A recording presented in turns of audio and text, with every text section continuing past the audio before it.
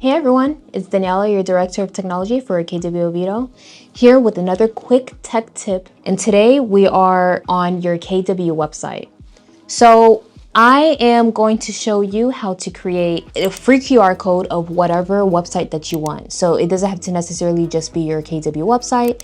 It could be any site that you want to take people back to. So let's say this is the page that I want to do the QR code for. So what I'm going to do is click on this 3 dots at the top, go all the way down to where it says save and share, and I'm going to click where it says create QR code.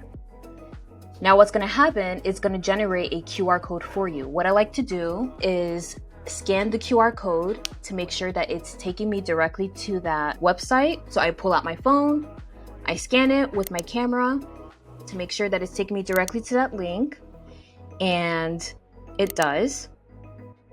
So once you see that this QR code is working, you don't want to click copy, you want to make sure to click download. Once you click download, it will download the QR code to your computer, and you can use this image, it is downloaded as an image, so you can use this image and add it to postcards, to flyers, to social media posts, whatever you need the QR code for, and that's how you can create a QR code. I'll see you guys next week.